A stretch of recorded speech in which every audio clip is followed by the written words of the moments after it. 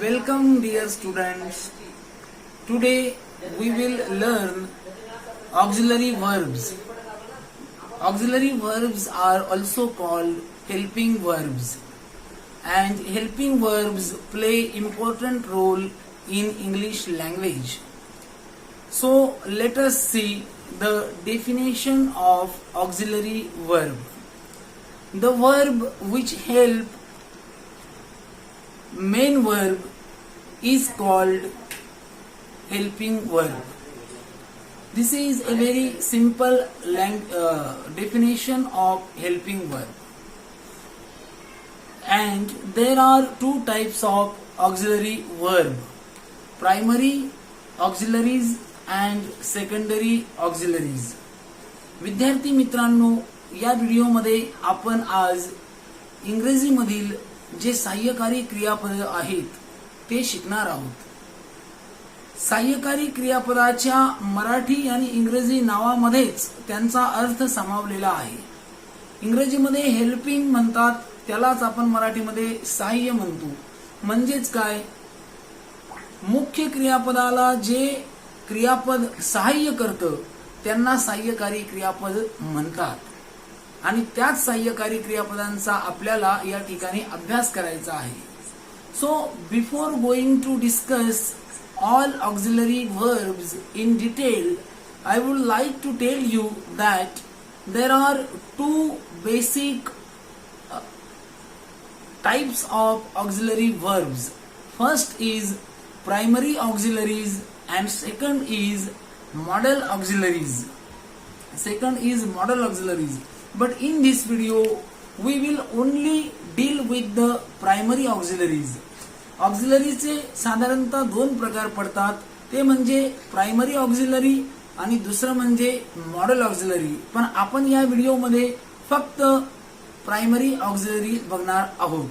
So primary auxiliaries are am, is, are, was, were, do, does, did, have, has, had. So these are primary auxiliaries. Now these primary auxiliaries play two important roles.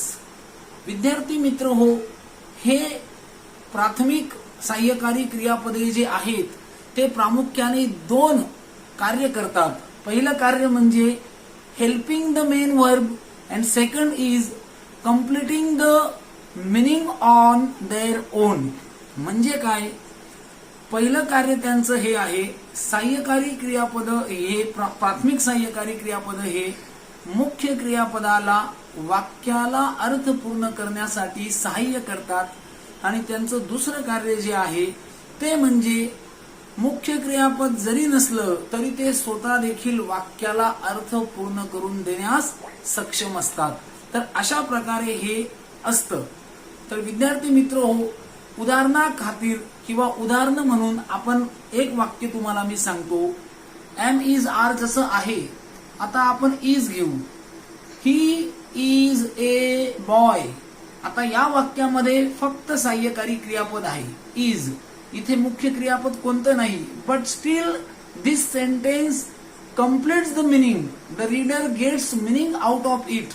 पण वाचकाला अर्थ कळतो, कारण इथे सहाय्यकारी क्रियापद जे वापरलं आहे इज, त्याच्यानेच या वाक्याचा अर्थ पूर्ण झालेला आहे. आणि तो म्हणजे ही इज ए बॉय, म्हणजे तो मुलगा आहे. म्हणजे काय, पहिला रोल त्याचा दुसरा जो रोल होता तो त्याने पूर्ण केला. आता पहिला जो रोल आहे हेल्पिंग द मेन वर्ब, त्याच्यासाठी एक्झाम्पल सांगतो. He is reading a book.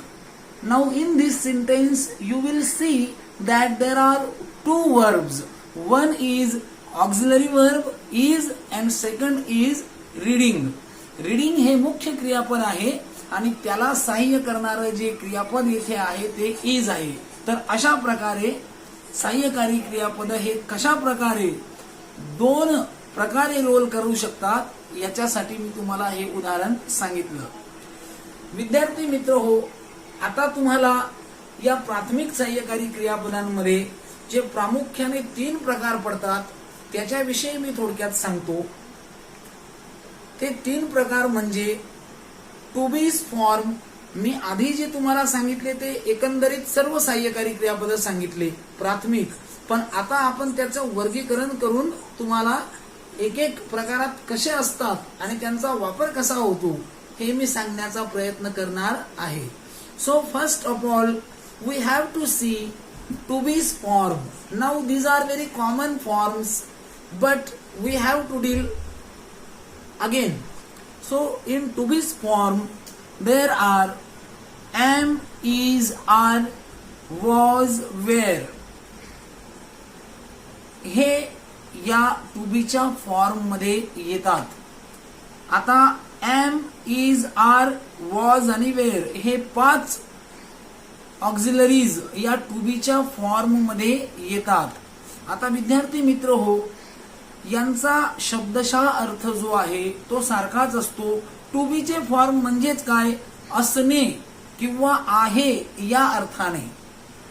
तर मग या फॉर्मचा वापर करत असताना आपण काय लक्षात ठेवायचं आहे, आपण हे लक्षात ठेवायचं आहे की यांचा वापर कोणत्या पुरुषवाचक सर्वनामांसोबत करतात.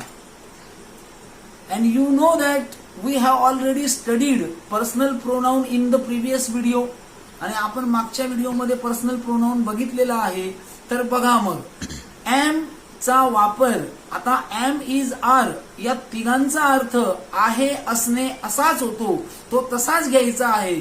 फक्त कोणत्या पर्सनल प्रोनाउन सोबत त्याचा वापर करायचा एवढंच फक्त तुम्हाला लक्षात ठेवायचं आहे. तर मग लक्षात ठेवा, am चा वापर फक्त आय सोबत करतात. आय या प्रथम पुरुषी एकवचनी सर्वनामासोबत करतात. am is used with the first person singular pronoun. दुसरा प्रकार जो आहे ऑक्झिलरीचा तो आहे is. is चा वापर ही, शी, इट आणि एकवचनी नामासोबत करतात. त्याचा अर्थ देखील तोच होतो आहे. नंतर आर हे ऑक्झिलरी आहे. त्या आर चा वापर दे, यू, वी आणि अनेक वचनी नामासोबत करतात.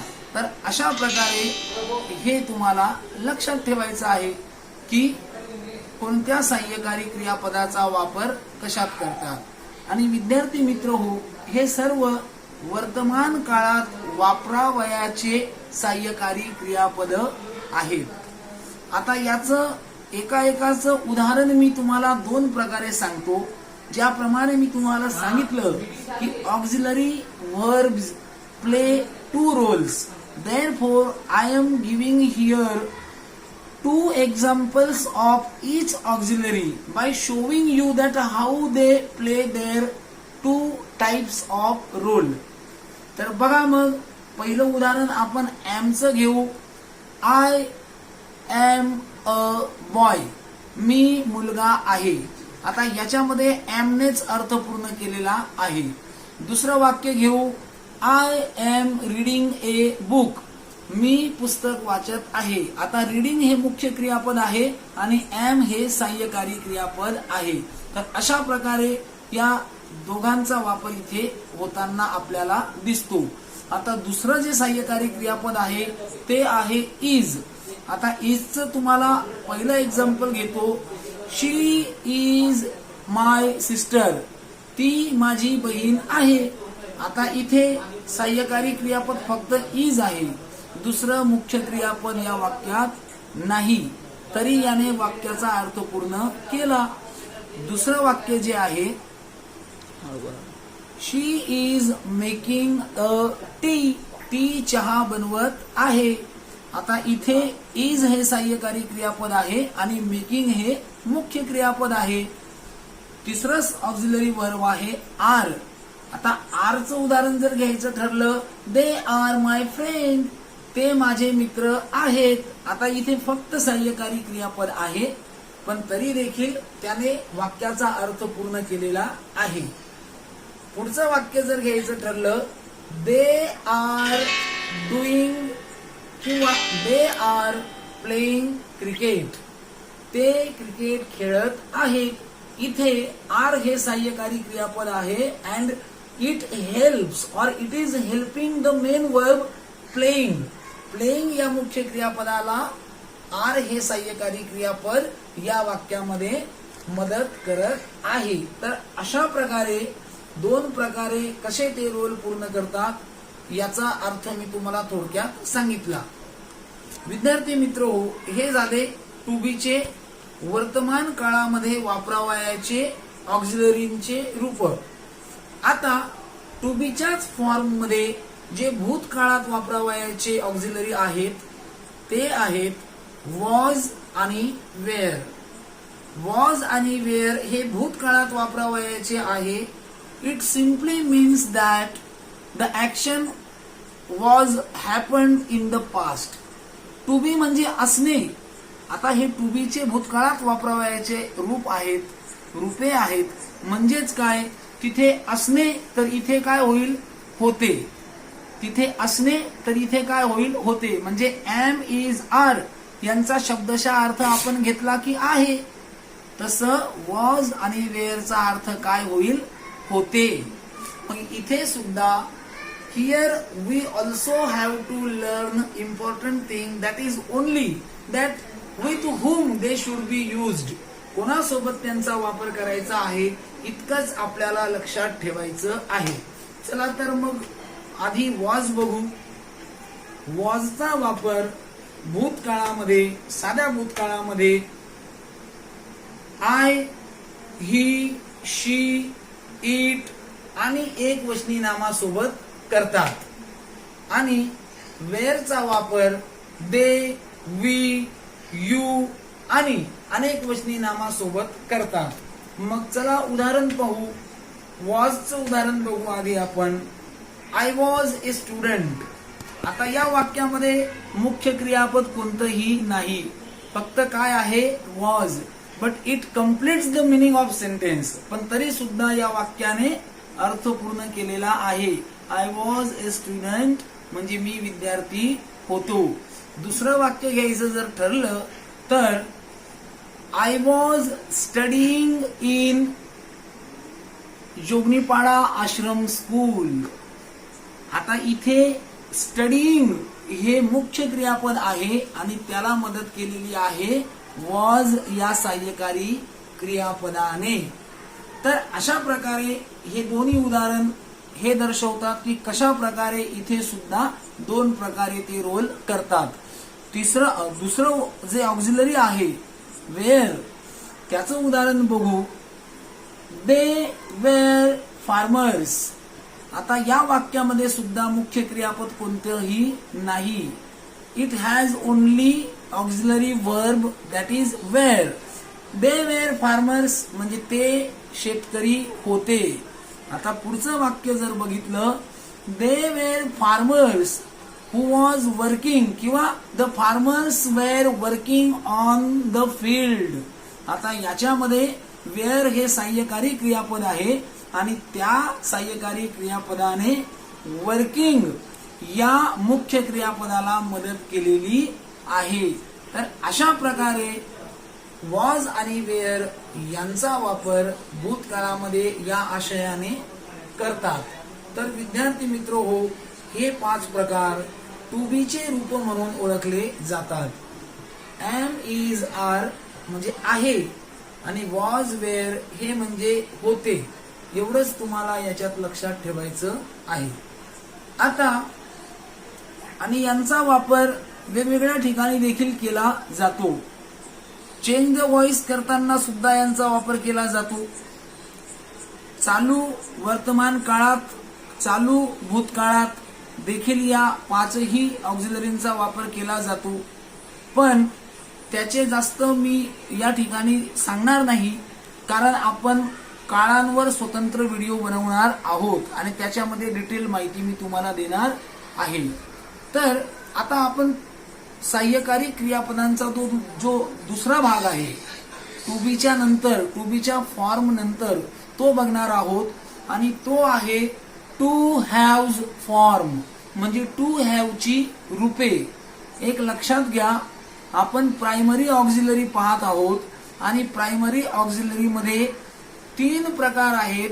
टू बी चे रूप ते आपण आता बघितले, am is are was were, हे वर्तमान काळातले आणि भूतकाळातले. आता आपण टू हॅव चे रूप पाहत आहोत आणि टू हॅव च्या रूपांमध्ये आहेत हॅव, हॅज आणि हॅड.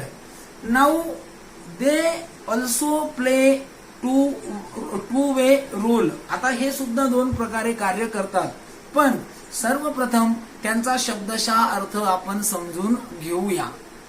वर्तमान काळात वापरावयाची टू हॅव ची रूपे आहेत हॅव आणि हॅज, आणि त्या दोघांचा अर्थ होतो च्या जवळ असणे किंवा त्यांच्या जवळ असणे किंवा एखाद्या जवळ एखादी गोष्ट असणे, या अर्थाने हॅव आणि हॅजचा वापर केला जातो.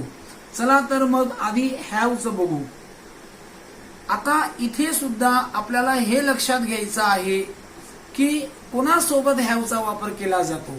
तर हॅवचा वापर हा आय, वी, यू, दे आणि अनेक वचनी नामासोबत केला जातो. त्याचं पहिलं उदाहरण आपण बघू. वर्तमान काळात केला जातो, पूर्ण वर्तमान काळात केला जातो. तर याचा अर्थ आपण बघू. They have a book. They have a book म्हणजे त्यांच्या जवळ पुस्तक आहे. त्यांच्या जवळ पुस्तक आहे. Now in this sentence only have is used and it plays role of helping verb. म्हणजे कसं, तो सहाय्यकारी क्रियापद म्हणून काम करत आहे, पण फक्त स्वतः एकटा आहे. इथे दुसरं कोणतंही उदाहरण आपलं मुख्य क्रियापद नाही. दुसरं उदाहरण जर बघायचं ठरलं, आय हॅव प्लेड क्रिकेट. आता या वाक्यामध्ये प्लेड हे मुख्य क्रियापद आहे आणि हॅव हे सहाय्यकारी क्रियापद आहे, आणि हॅव या क्रियापदाने, या सहाय्यकारी क्रियापदाने प्लेड या मुख्य क्रियापदाला मदत केलेली आहे, आणि म्हणून त्याचा अर्थ होतो की मी क्रिकेट खेळलो आहे. समजलं? दुसरं उदाहरण जर घ्यायचं ठरलं तर हॅजचं उदाहरण आपल्याला बघता येईल. हॅजचा अर्थही तोच आहे, असणे, च्या जवळ असणे. फक्त here also we have to remind that with whom it should be used. आणि हॅजचा वापर ही, शी, इट आणि एक वचनी नामांसोबत करतात. त्याचं पहिलं उदाहरण आहे ही हॅज ए बाईक. आता या वाक्यामध्ये फक्त हॅज आहे, मुख्य क्रियापद कोणतंही नाही, म्हणजे त्याच्याकडे बाईक आहे, त्याच्याकडे गाडी आहे. दुसरं उदाहरण घ्यायचं ठरलं, he has brought a bike म्हणजे त्याने गाडी विकत घेतली. आता या वाक्यामध्ये विद्यार्थी मित्रो, बॉट हे मुख्य क्रियापद आहे, म्हणजे क्रियापदाचं तिसरं रूप आहे, पण मुख्य क्रियापद म्हणूनच त्याला आपण संबोधू. आणि हॅव हे सहाय्यकारी क्रियापद आहे. हॅजने त्याला मदत केलेली आहे. तर अशा प्रकारे हॅव आणि हॅजचा वर्तमान काळामध्ये अशा प्रकारे वापर केला जातो. आता टू हॅव मध्ये जे तिसरं रूप आहे हॅवचं, ते आहे हॅड.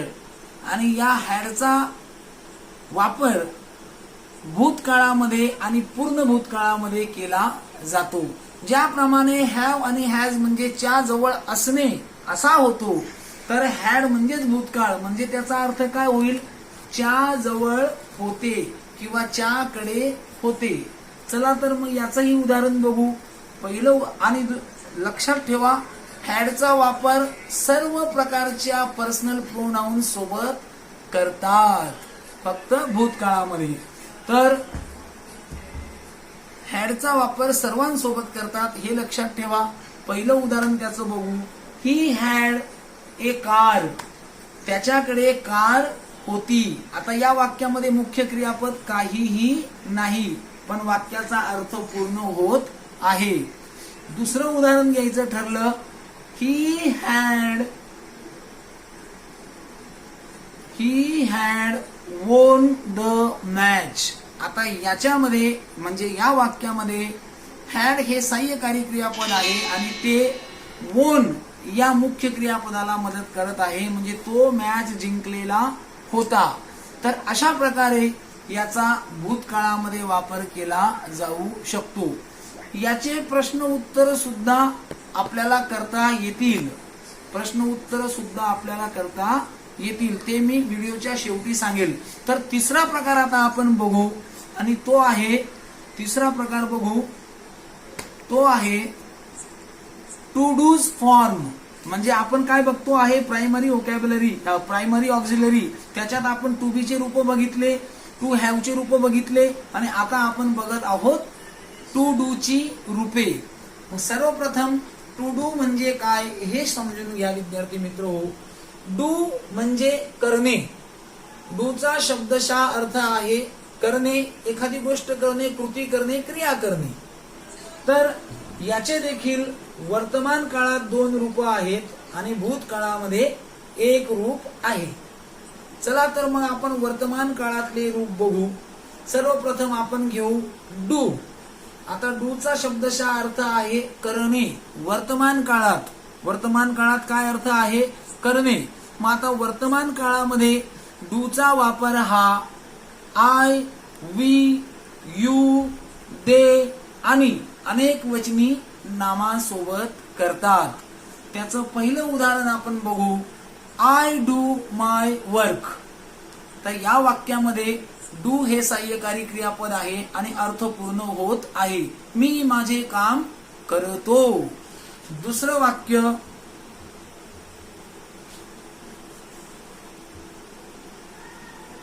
वाक्य आय एम डुईंग किंवा आय एम डुईंग सिंगिंग. आता इथे दोन्ही आलेले आहेत. सिंगिंग देखील आलेलं आहे आणि डुईंग देखील आलेलं आहे. असं एखादं वाक्य येऊ शकतं आणि याच्यामुळे हे सहाय्यकारी क्रियापद इथे सिंगिंग या मुख्य क्रियापदाला सहाय्य करत आहे. तर विद्यार्थी मित्र हो, पुढचा जो ऑक्झिलरी आहे ते आहे डज. म्हणजे डूचं दुसरं रूप डज. आता याचाही अर्थ तोच होतो करणे. फक्त येथेही सुद्धा आपल्याला काय लक्षात ठेवायचं आहे, याचा कोणत्या पर्सनल प्रोनाउन सोबत वापर करायचा आहे. डजचा वापर वर्तमान काळामध्ये हॅज, आपलं ही, शी, इट आणि एक वचनी नामासोबत करतात. आता त्याचं पहिलं उदाहरण जर घ्यायचं ठरलं तर शी डज होमवर्क. म्हणजे ती होमवर्क करते. इथे हे फक्त मुख्य क्रिया आपलं सहाय्यकारी क्रियापद म्हणून आहे. अशा प्रकारे डू आणि डजचा वापर केला जातो. आता विद्यार्थी मित्र हो, डूचं जे भूतकालीन रूप आहे ते आपण बघणार आहोत आणि ते आहे डीड. डीड हे डूचे भूतकालीन रूप आहे आणि डीडचा वापर सर्व प्रकारच्या पर्सनल प्रोनाउन सोबत करतात. ज्याप्रमाणे हॅडचा वापर सर्व प्रकारच्या पर्सनल प्रोनाउन सोबत करतात, त्याप्रमाणे डीडचा वापर सर्व प्रकारच्या प्रोनाउन सोबत करतात. आणि डीडचा शब्दशः अर्थ आहे केले, झाले. तर मग त्याचं पहिलं उदाहरण बघू. I did my work. I did my work. She did homework. We did singing. म्हणजे मी गाणे गायले, आम्ही आमचे काम केले, त्याने त्याचा होमवर्क केला. तर अशा प्रकारे डीडचा सुद्धा वापर होतो. काही वेगळ्या कन्स्ट्रक्शन मध्ये एकाच वाक्यात सहाय्यकारी म्हणजे डीड येणं काही वेळेला शक्य होत नाही, कारण ते भूतकाळामध्ये आहे. क्रियापद पूर्ण झाल्याची तिथे प्रचिती असते, म्हणून ते तिथे येत नाही. तर अशा प्रकारे विद्यार्थी मित्र हो, आज आपण प्रायमरी ऑक्झिलरी बघितले आणि प्रायमरी ऑक्झिलरी मध्ये जे प्रमुख 3 प्रकार आहेत, टू बी ची रूपे, टू हॅव ची रूपे आणि टू डू ची रूपे, हे आपण बघितले. आता 5 मिनिटांमध्ये आणि मॉडेल ऑक्झिलरी आपण पुढे बघणार आहोत. आता मी तुम्हाला या सर्व शिकवलेल्या घटकांवर कशा प्रकारे प्रश्नही करता येईल, होकारार्थी वाक्यही करता येईल, नकारार्थी वाक्यही करता येईल, याच्यासाठी मी तुम्हाला या सर्वांचे एक एक दोन दोन उदाहरण सांगतो, ते तुम्ही व्यवस्थित बघा. उदाहरण बघू. आय एम अ बॉय म्हणजे विधानार्थी होकारार्थी वाक्य, मी मुलगा आहे. I am not a boy, मी मुलगा नाही. आता प्रश्नार्थक वाक्य, एम आय अ बॉय, मी मुलगा आहे का? होकारार्थी प्रश्न. नकारार्थी प्रश्न, am I not a boy, मी मुलगा नाही का? अशा प्रकारे ते उदाहरण बघता येतील.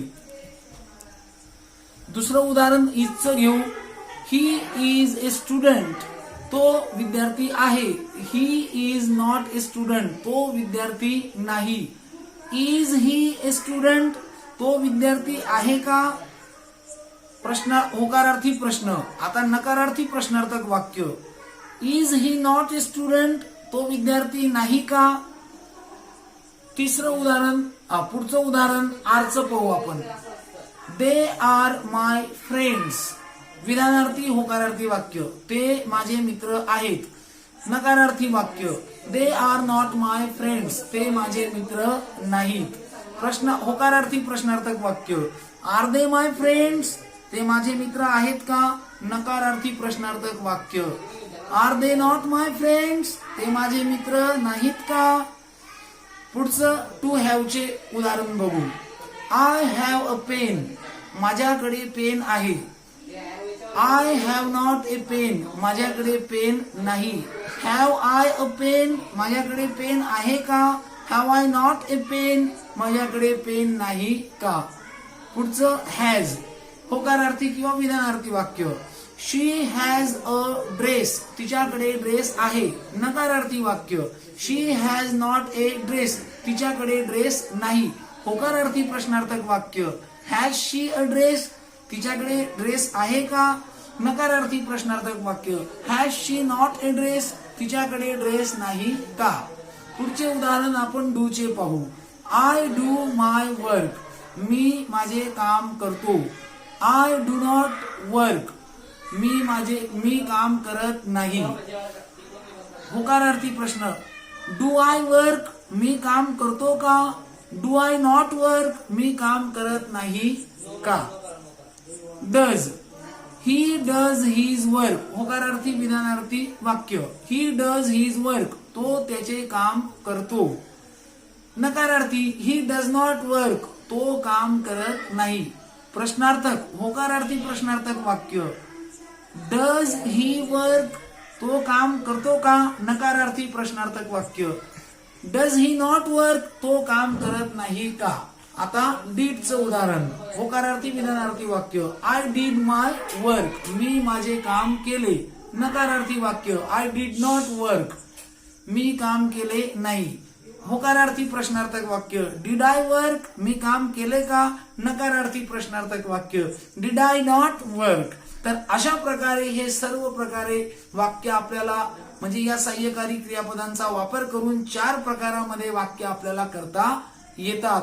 होकारार्थी विधानार्थी वाक्य, नकारार्थी वाक्य, होकारार्थी प्रश्नार्थक वाक्य आणि होकारार्थी नकारार्थक वाक्य. तर अशा प्रकारे आज आपण प्रायमरी ऑक्झिलरीचा सविस्तर अभ्यास केला. पुढच्या व्हिडिओमध्ये आपण मॉडेल ऑक्झिलरी बघू. तुम्ही व्हिडिओ पुन्हा पुन्हा बघा आणि समजून घेण्याचा प्रयत्न करा. धन्यवाद. Have a great